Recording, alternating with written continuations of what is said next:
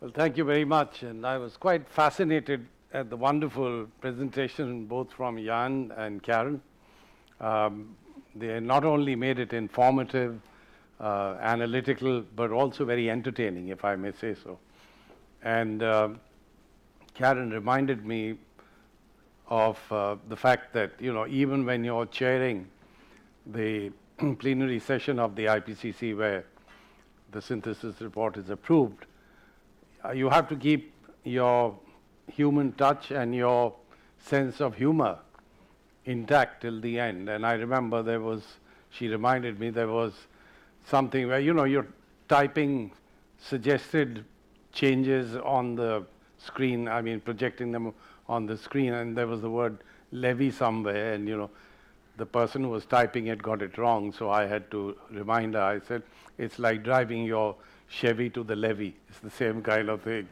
So let me say something, quite apart from what we are going to do beyond this. I want to mention to this very distinguished audience that, when I went into the plenary session, I was very determined in two respects. Firstly, I think the synthesis report is by far the most widely read IPCC document. And this was an enormous opportunity to get the synthesis report right in terms of scientific content and in terms of readability by a non-specialist audience. And secondly, the amount of effort that's gone into it by the most talented group of scientists you can get on this planet really makes it essential for anyone who's guiding the process to make sure that their effort is respected at every stage.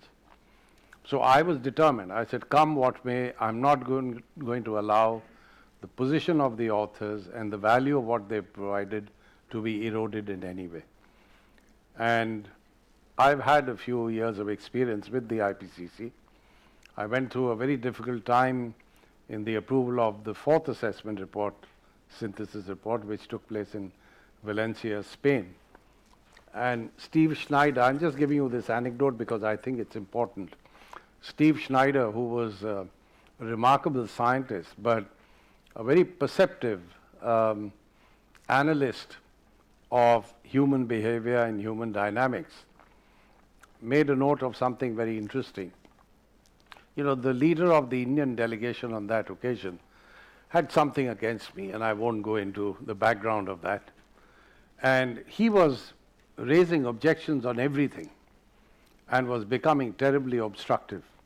Now, on one issue, I found that the Indian delegation was sort of isolated. So I said immediately, all right, I'm going to approve of this text, and I'm going to put a footnote that India did not agree, and gavelled it down. Now, there was a stir after that, so a number of delegations raised their flags and said, Mr. Chairman, we don't think it's good practice to footnote any country, and it's not desirable. So I said, well, in that case, let India withdraw its objections, and I'll be very happy to wipe out that footnote. So I said, I'll give you 10 minutes to see if you can bring India around. So about 5 or 6 delegations went to the Indian desk, including the Chinese, I remember, and they persuaded them to withdraw the objection that they had. But Steve Schneider commented later on, he said that was a very smart move, but there were 1 or 2 other delegations, and I don't want to name them here, which got the message. They said, if this guy can footnote his own country, then he's not going to spare us if we get isolated. And to be honest, when you're holding the responsibility for getting the work of the authors through, you have to understand the dynamics of that particular gathering and the various delegations, where they come from and what it is that they would object against. So it was a very exciting session, and I remember on 3 nights, I had to keep chairing it for 19 hours at a stretch, because I don't have the luxury of a co-chair, which is there in the case of the working group reports. And several colleagues, some of the co-chairs, the vice chairs of the IPCC, and my own head of the TSU kept telling me, how are you going to keep going? I said, relax, leave it to me. I know what I'm doing. They said, why don't you share it, one of the vice chairs? I said, over my dead body. I'm not going to do that. Anyway, I just want to say that it was wonderful to have all the authors over there. It was wonderful to have the co-chairs of the working groups when the entire text was being approved word by word. And at every stage, I turned to the authors, I turned to the co-chairs, and they told me what was acceptable and what was not acceptable. And I'm very happy to say that we drew the line at what the authors found acceptable. What they didn't find acceptable was completely rejected. Where do we go from here? I think we have a good report. I think it has the imprint of the collective talent of very distinguished authors. And I think what we really need to do now is to make sure that the findings of this report go out. This, to my mind, is a unique window of opportunity where science can really influence the very destiny of everything that lives on this planet, the very destiny of the kind of world we're going to leave behind. And this is where I would submit that what would be crucially important is to see that organizations all over the world that have an interest in the broader issues that we're trying to cover join hands with the IPCC and take on the task of disseminating its findings. I think very rightly towards the end it was pointed out by my two colleagues that the IPCC is not providing anything that's policy prescriptive, but it has to be policy relevant. And if you go back to 1988, when the UN General Assembly ratified the establishment of the IPCC, they clearly said that apart from the assessment and so on that has to be carried out, IPCC must also come up with, and I'll quote, realistic response strategies. And therefore what we say has to be policy relevant, because if it's realistic, then it is policy relevant. If it's unrealistic, then it's a pie in the sky. So we have to be, through these three words, the UN General Assembly clearly defined the charter that we have as a scientific body that's carrying out assessment of climate change. And here we have to draw the line, and very often, there's always the danger of being misunderstood, which is particularly true in my case. People love, as somebody in The Guardian once wrote, Pachauri is the guy that the skeptics love to hate. So if I say something, I have to be very careful. Yesterday I was questioned, what do you think in the wake of the US-China deal should Norway do in terms of its own commitments? And I said, look, it's for the government and the people of Norway to decide what they want to do. But I do want to say that Norway has been a remarkable force for good globally. It has facilitated several countries to take actions which really deal with the challenge of climate change. And that includes, helping countries to stop deforestation, providing all kinds of expertise and inputs. And most importantly, I said, Norway has been a great contributor to the work of the IPCC, the kind of scientific expertise, a sample of which you have over here with my two colleagues from the co-writing team of the synthesis report, has been quite outstanding. And therefore, I think Norway is making a major contribution, but I'm certainly not going to get into a discussion of what Norway should commit or shouldn't commit at this point of time. I believe the road from here to Paris is going to be extremely important. And the one thing I've been saying repeatedly in the previous COPs is that in the 2 weeks that are spent over there ought to be a lot more time devoted to the science of climate change. Because that's what is really going to provide the ambition by which countries take decisions to deal with the problem And if there was no scientific assessment of climate change and the kinds of findings that you've just heard about, then what is the rationale for taking action? None. And therefore, it's very important for us to see that in the two COPs that are going to be held, the one next month in Lima and COP21 in Paris next year, there is enough time devoted to disseminating the results of the fifth assessment report, and essentially the synthesis report, which really provides the essence of not just the 3 working group reports, but also 2 special reports which we brought out in 2011. I'm happy to say that the trend is certainly in that direction, because in the Warsaw COP, there was a lot more time provided to the IPCC for interactions, for presentations and inputs than had been the case earlier on. And I expect this is what will happen in Lima as well as in Paris. I've been interacting with the French government at the highest level, and I told them quite some time back that if you really want desirable outcomes from Paris, then you have to start preparations very early. And these will depend on what you feel should be a scientifically valid document or agreement that comes out of Paris. And then once you have conceptualized what that should be, then I think you have to deal with all the countries to see that their own interests are also served by some part or the other of that agreement. So in essence, what I believe is going to be extremely important is for us to see that the findings of the synthesis report and the entire fifth assessment report don't get buried somewhere, but really go out to create awareness and understanding among society at large. And if we can ensure that, then I think as a scientific assessment body, the IPCC has done its job. I do believe, and I think I'll stop here, that it's not only important for the IPCC to bring out high quality and credible scientific assessment, but it's becoming increasingly clear that in this day and age, it's equally, if not more important, to disseminate the results of what we bring out. And I think from here onwards, that really should be our primary task. I'll stop here then.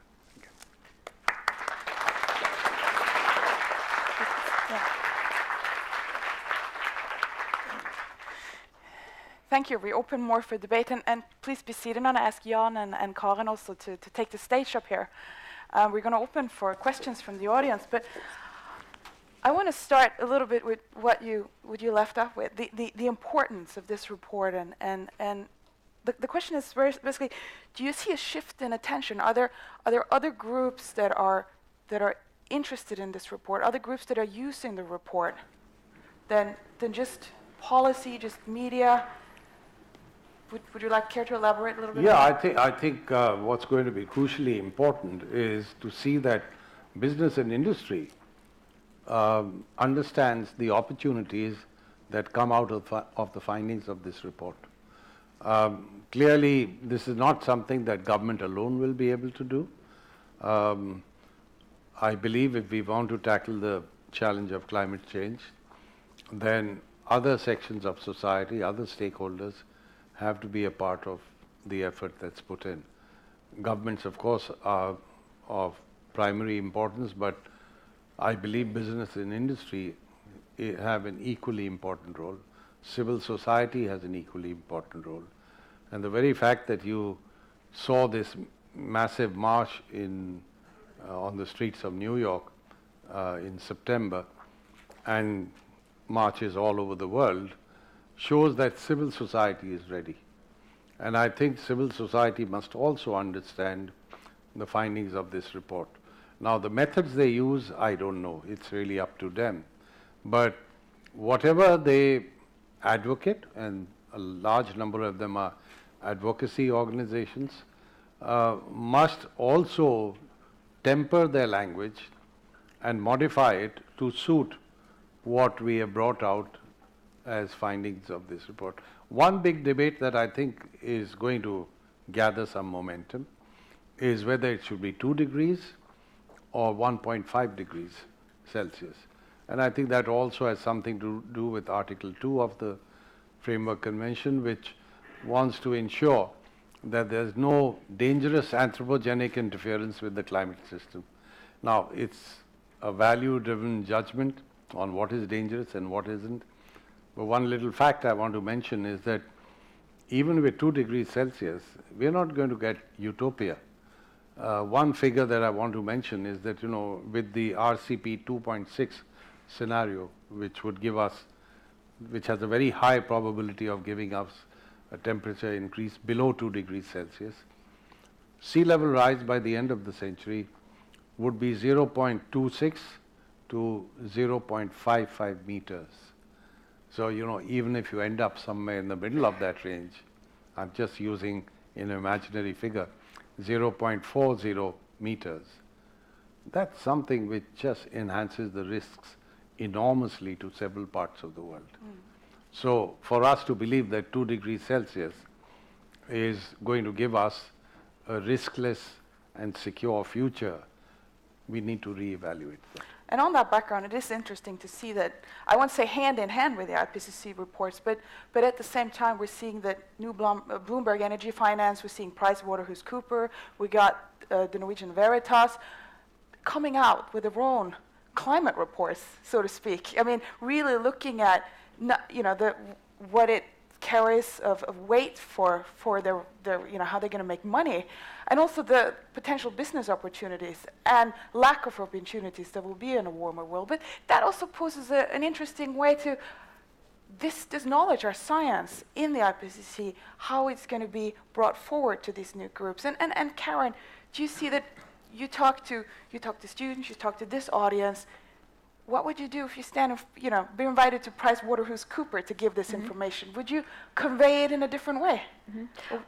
Well, I think I would convey first, like, the opportunities for all the benefits that will come with reducing, and I think that in some ways the leaders will be the leaders, and they will, when we talk about winners and losers, the winners will be the ones who actually do the most first, I think. But I think I would also remind them that it's not just about carbon reduction, it's also about adaptation and also about dealing with the residual impacts that Dr. Pachauri talked about. And so that and business and the private sector have to play a role in all of those and not just in CO2 reductions. Questions from the audience. There are some mics being held around. Don't lose your opportunity to ask questions now. Meanwhile, may I say something else? Please. One particular segment of society that also needs to be addressed and to whom we must disseminate the findings of this report are cities and local level governments. Because, there's a stirring of interest and determination in several cities and towns all over the world. And they can do a lot because, really speaking, if you want even national or international action, then it has to rest on what's going to happen at the grassroots level.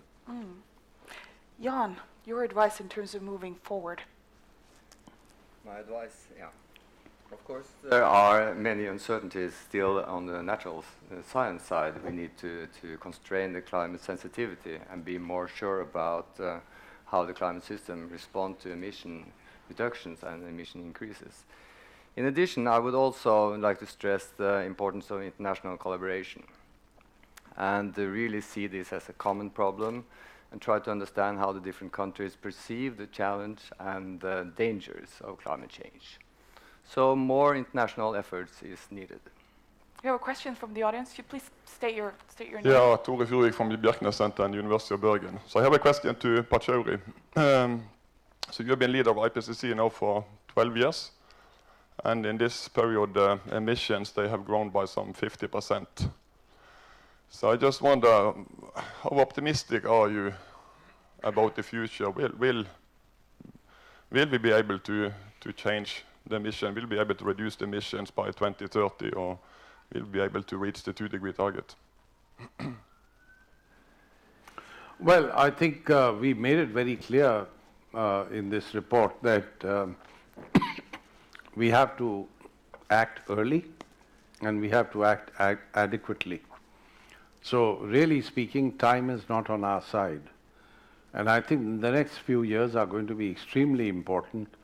If we don't make a break from the past in the next few years, then we're going to make things progressively more difficult. And the cost of taking action will go up enormously. But I base my optimism on the fact that, the extent of awareness you have today is very heartening. And perhaps as an indicator of that, you're going to get groups of countries making commitments, showing their willingness to act.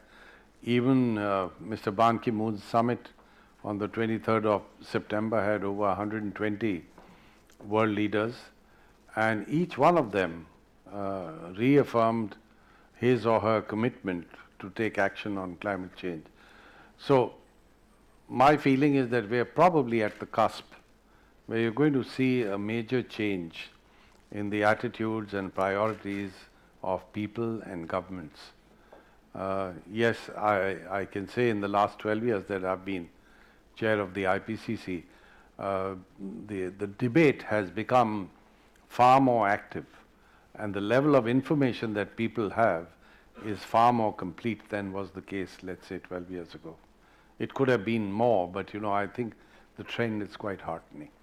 Jan, you have a comment. Jeg har bare lyst til å legge til en ting jeg glemte å si i forbindelse med karbonbudsjettet. Det var at med dagens utslippsrate så har vi ca. 25-30 år igjen, hvis vi tenker på den gjenværende biten av kaken. Og det viser jo veldig enkelt hvor lite tidsvindu vi har. Så det haster å legge om. Flere spørsmål fra salen? Hello. Yes, I'm Rasmus Benestad, working at the Met Service in Norway, but also the leader of Tekna Klima. And I'd like to follow up to Fuglevedt's question, because one of the problems we had, because we talk to the public every day, is that what's new in this report from the 4 previous ones. And there has been some criticism of the IPCC not reaching out, not reaching the people. I talked to people from the oil sector, and then said that they said they had read the IPCC report, they didn't understand it. So I think that maybe the reports are written for scientists, by scientists, but people don't understand it. And myself, I don't read it because it's just too heavy. So, and I think even these meetings reach the people who already think it's a problem, but we don't reach the people that we really need to convince, like maybe the parliament or ordinary people. Would you like to comment on that? Yeah. Then I have a question to you. Have you read the synthesis report? Is that too heavy? Sorry, I haven't read it yet. No, I've been doing research. Yeah. Let me say the summary for policymakers is only 40 pages. And, it's written in a language that almost any educated person should be able to understand. And may I say that's one of the benefits of approval in the government process. Because when you have all the delegations sitting over there and you have a debate and a discussion on every sentence, they'll say, okay, all right, I understand this, but my minister will not understand it. So why don't you put it in simpler words? Why don't you say it in so many words? And there are some delegations who contributed enormously to bringing about an improvement in the language and making it readable for the ordinary worker. But on the question of parliaments and so on, yes, we need to do that. And I can tell you, 2 days after the report was released, I addressed a group of parliamentarians in the European Parliament. And of course, I've been on the road after that. In Paris, we had a large meeting. And here also, I've had the privilege of meeting people from the Prime Minister downwards. Yes, we need to do a lot of that, and we need partners for doing that, because, the IPCC elected officials are a very small number, and there's, like you said, you're busy doing research. So are the authors of the IPCC reports, and, there's only so much they can do by way of outreach. But let me have them speak. Yeah, I just want to add a comment to that. we weren't able to show that there's even a little movie about the synthesis report. Yeah. Today the technical wasn't part of us, but we should be able to look at it on YouTube as well. So bring it down to all levels. Karen first, and then Jan, a comment on this. I think that Rasmus has a point with it, that we're not communicating with people, and especially to teachers and high school students. And I have a project on Voices of the Future, and go out and talk to high schools, and their eyes pop out when you actually tell them and present the IPCC results to them. And I think we need to translate it and give teachers materials so that they can actually inform the next generation in a better way and in an engaging way. And we have the material, and we just have to translate it into for different audiences. It's also important to remember that the report has different levels. We have the underlying chapters with summaries. We have technical summary. We have summary for policymakers in the individual reports. And on top of that, we have the synthesis report with 50 pages and a policymaker's summary on top of that. So there are many levels for different applications. But I agree, the synthesis report is also a starting point for the next phase for further communication. So keep that in mind, all the levels. And I want to add one thing to the directorate. Also has Generation Green with young climate ambassadors that go out to high schools and junior high schools in Norway and convey this research-based knowledge. So it's really getting out there in the school system. 250 lectures already this fall. So and it's based on the IPCC. More questions from the audience, all the way in the back there. The microphone is here. Okay. Yeah, take one here. Okay, just a comment on the last thing with the education of young people. I think it's very, very important to be not only focused on the threat and the dangers, but also on the potential to do something about this problem, because I think that's very important. My question was a bit on the negative side, I'm afraid. If maybe Jan could say something about the potential for big surprises. I'm thinking about positive feedbacks. In particular, I'm thinking about methane in the oceans and things like that. If you look back to the ozone layer problem, the largest changes were anticipated over the tropical regions. And we were not totally correct. The largest changes came over the Arctic. But we had an idea about what could happen. And that gives us some hint about things we should also be prepared for in the greenhouse. We have ideas, we think we have strong knowledge, but we should also keep in mind that there may be things that we are not aware of. And we are, to some extent, aware of the methane danger in the permafrost. So if we start to heat up that region, we may get a strong additional warming, and we should be very careful and keep an eye on what's going on there. So that's one of the things that's important to remember that's not included in the scenarios. Question here. Can you please state your name?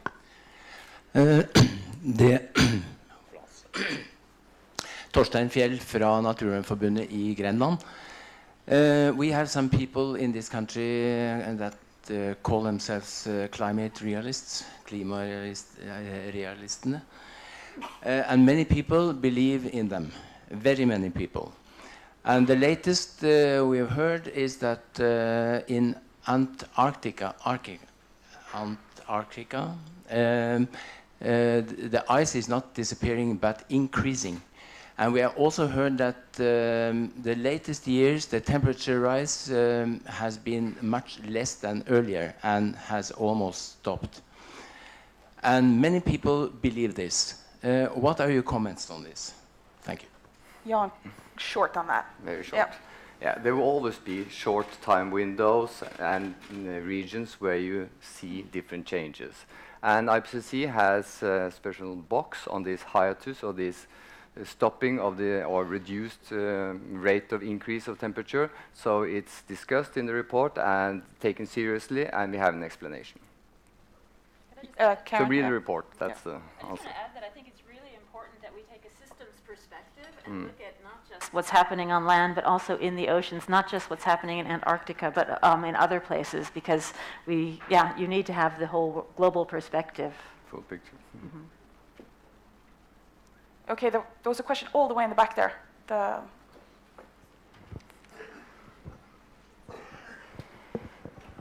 Someone tried to jump my queue. My name is Knut Gjelleseth. I come from the Norwegian RORG network. We do citizen education, and we are the national network for those that does development education and citizen education.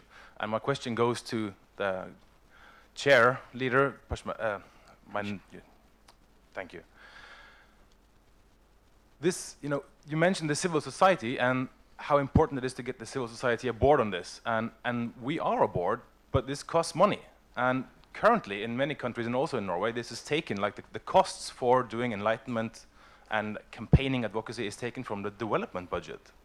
And then, of course, we get the question, how is this good development work? And we can't really reply to it because it's not development work, it's something else. It's changing Norway, not giving food to someone in Africa. And we have not got any financial system for doing this kind of citizen education. Could there be any chance that the United Nations or that family of political decisions could give some kind of estimate, some kind of wants, wishes, minimum standards for what kind of funding, what kind of money should be spent on citizen education on climate-related issues? Because we have that for different stuff, but not for environmental things, not for climate-related issues. So we lack this, this way of raising the funds for engaging the civil society. Is there any chance for any tools from the UN box there? That's a difficult well, it seems to me the one agency that perhaps could help in that regard is UNEP, the United Nations Environment Program. Clearly, dissemination of information and providing environmental education is very much part of their charter. But the IPCC itself is purely an assessment body, and our own budget, you would be surprised to learn, is barely about $8 to $9 million a year. And of course, we don't pay any of our authors. These two wonderful colleagues of mine are here because of their commitment and interest to what the IPCC is all about. So UNEP might be a good agency, and I'd be very happy to write to the executive director of UNEP and tell him that maybe this is an issue that they should focus on, and perhaps advise governments and other bodies to provide adequate resources for something like this. So I think it's a good point. Yeah. We'll take one more short question from the gentleman there. Hello, sorry, a bit loud. My name's Will. I work with climate smart food, so a lot of restaurants, canteens and consumers. And my question is I think there is increasing awareness about climate change, but I think there's a lot of work that still needs to happen to bridge that gap between awareness and behavior change. Sometimes in the work I do, I feel like humans en masse, we act a bit like water under the influence of gravity, that will take the road of least resistance. And the road we probably need to go on is not the road of least resistance. So and the question is? How do you bridge that gap? Karen. Okay, how do we bridge the gap between the behavior to going to action? And I think it really is. It's about making things easy for people, changing the systems, changing the incentives, giving people an easy path. And change is challenging, but change is also opening up new conversations and things. And I think that in order to expand, for example, the sustainable food market, we really have to change information flows. We have to challenge people to change, but also not just to change themselves, but to change the systems themselves. It's always a matter of communication. Generations, how to communicate to generations, how to communicate to people outside our field. We're almost at the end of the session, but I'd like to pose one question to you three IPCCers. This is like the classic question. What is your vision for IPCC the next 10, 15 years? Jan, quick. Yeah, I think IPCC is doing a very important work, and I hope it will continue. Perhaps we should have smaller reports coming more frequently instead of the huge reports, but I'm not sure.